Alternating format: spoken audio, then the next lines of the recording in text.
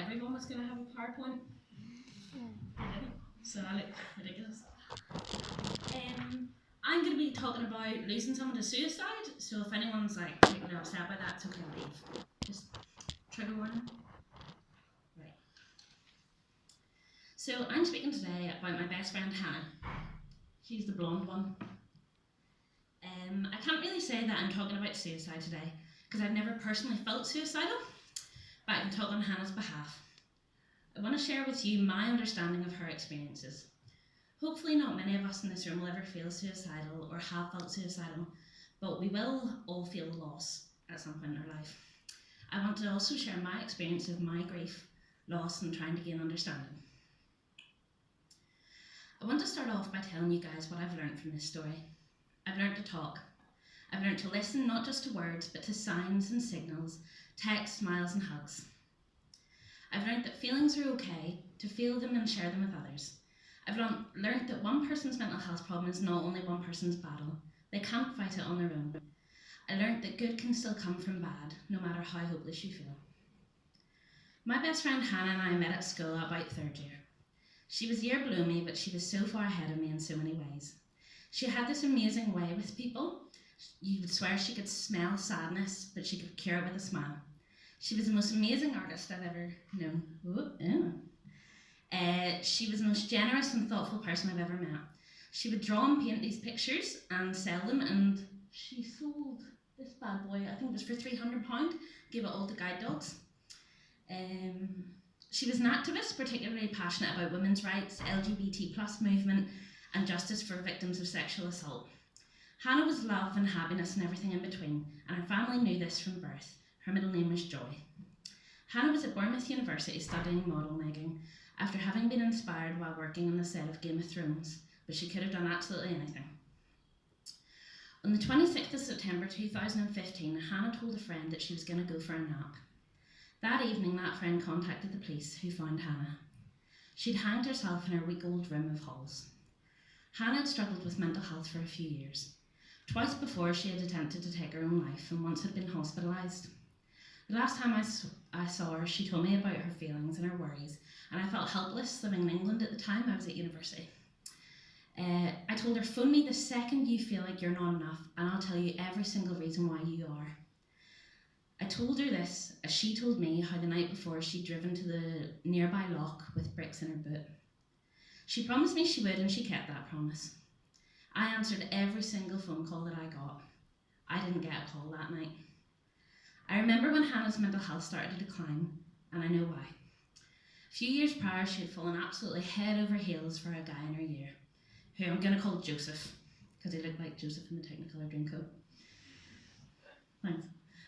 Joseph used to have legendary house parties, and this time Hannah got invited. She was super, super excited. She went and drank for the first ever time and obviously got drunk.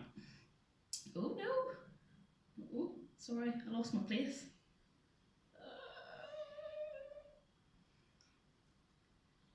She was put to bed in a tent by her friends. They were camping, and they left her to sleep it off, which I would have done too. The next morning I messaged Hannah, excited to hear all about her night with her new love interest. It was terrible, she told me. I asked why, and she told me that Joseph had entered her tent during the night. Joseph wasn't drinking this night, by the way. She remembered saying no. She said, this isn't right. She said, we shouldn't do this. She then told me it felt like he put on a condom and felt like he had to use it. I wish at that moment I'd pushed her more. I wish I'd told someone, but I didn't, and neither did Hannah. I wish he had taken me seriously, she said to me. The thing that I'll always remember and that will always stick with me is when she said to me, I'm sure I'll forget about it in a few days. She didn't. Oh, I've lost my place again, Jesus. She grew scared, isolated and anxious, scared of him. Her friends isolated her and she herself. She went to the police a year later, but with no proof and nothing but her word. This time the system didn't take her seriously, and it let her down. From then, Hannah got lower and lower, not wanting to do things. Her style became sharp and bold. This was, you could tell, and strong, but it was all to hide that inside she was crumbling. I often see the man who did this to Hannah walking around my hometown, And I know that he's in a relationship and his life is full of love. And I look at him and I think, you're so loved, and Hannah didn't know that she was. Hannah did something amazing though, and used this experience and moulded it into power.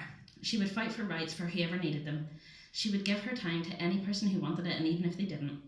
Hannah helped so many people, from donating money to listening to lending a shoulder, and sharing her experiences very openly and honestly on social media.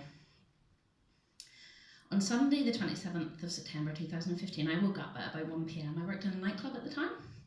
I went outside for a smoke and was doing my morning Facebook scroll, still in my pyjamas. I came across a post, "Miss you so much, Han, XX," from who I didn't know was the person that contacted the police the night before.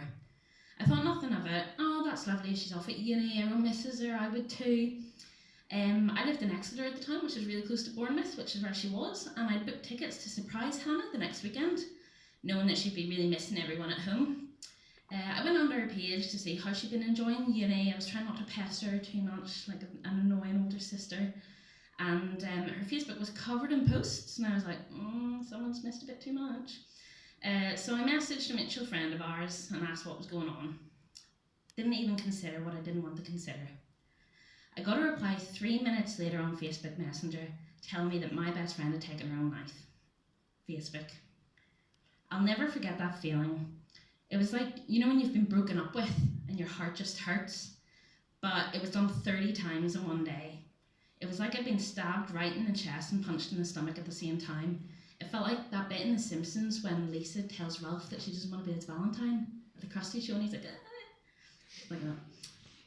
So I calmly told my housemate, who laughed at me, not believing me, then looked me in the eyes and just silently put the kettle on.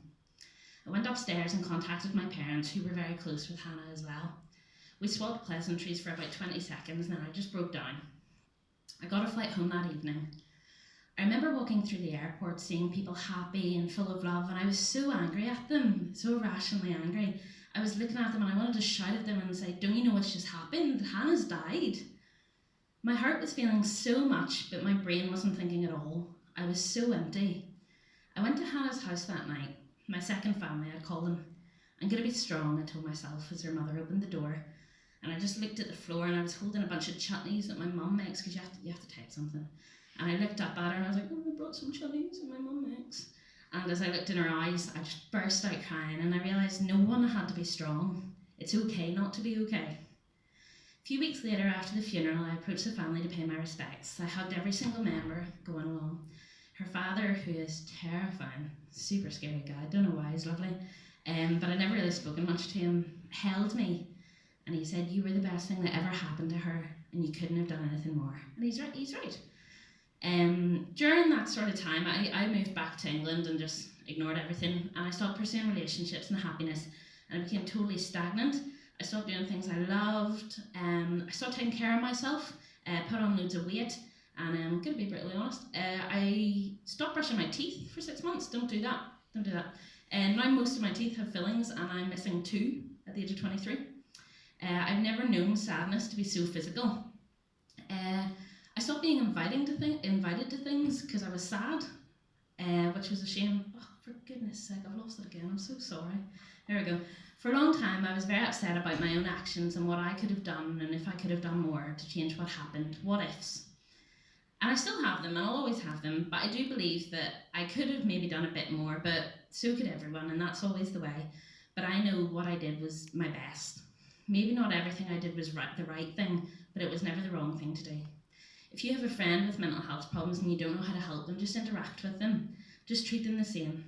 Every day you listen to your friend, just listen a little bit deeper. Every time you hug them a little bit closer. Don't be afraid of feelings, because nothing you will ever do as a caring friend will ever be the wrong thing to do. Might not always be right, but it'll never ever be wrong. I never used to accept emotions. I was very closed off, and at that time I needed help because I didn't understand my emotions. And I actually had to be physically dragged out of the situation that I was getting deeper and deeper into. Like I said, I was living in England, and on Valentine's Day, my dad turned up at my door and told me to come home. And I basically already had my bags packed, but I just needed that push. And I'm so thankful that my dad knew me well enough to do that. My ex-boyfriend, who's now an ex, once he also knew Hannah. We used to camp together. Always want it. No, never mind.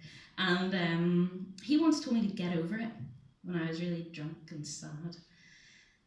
Don't listen. Can you swear? No, it's bullshit. Don't listen to that. Accept your feelings. They're valid and real, and feel them. I have a weird thing. I believe sadness is like hunger, and they're really similar. So bear with it. When you're hungry, you can eat a sandwich and you'll feel better for a bit.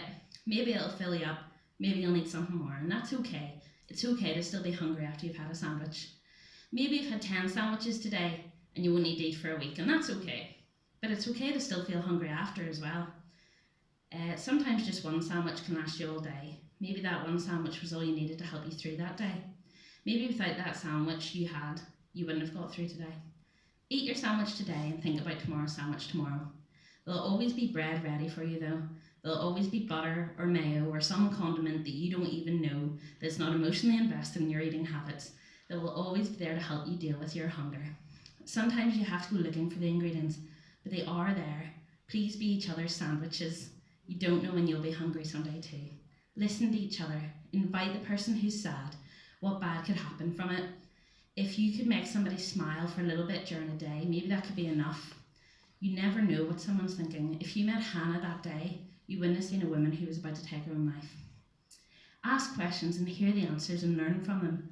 Accept that some people are going to ask you dumb questions and they all don't always want the right answer, the truthful answer. If you're ever feeling hopeless, find something new, a new direction, something new to sustain you. The week after Hannah died, I bought a ukulele and I have 3 now. I know, it's weird. I take a lot of comfort in the fact that Hannah's still helping people now. I've been contacted by a few people. A guy with her artwork, a guy wanted one of her pieces tattooed, and I contacted his family and they gave permission, and he donated $100 to a local mental health place. She's on the cover of a book, one of her art pieces, and I don't remember the name of her. I would give that a shout out. But 10% of the profits from that are going to Mind UK, and I cycled the length of Britain in her memory, and I thought that would get an A, but that's okay. And it raised £3,000, and it wasn't me that did it, it was Hannah. It was all of Hannah's friends and family, and people were commenting saying, I remember when Hannah talked to me during this tough stage of my life, and she hadn't given that to people, people wouldn't have given this to others. And Mind UK actually contacted me when I got to the end, which is that picture of me looking really sad, because I cried a lot. And they told me that the money was going towards counselling services, so she might have saved people's lives from that. So I'm very grateful to her for the opportunities that I've had, and I'm a totally different person now to who I was, and I'm never going to be the person that I was before I lost Hannah. But that's okay, because that person wasn't studying medicine and wouldn't have got in. No. They wouldn't have cycled the length of Britain raising $3,000 for charity, and they wouldn't be talking to you now. I'm very grateful to Hannah for everything that she's done for me. I just wish she was here to experience it with me.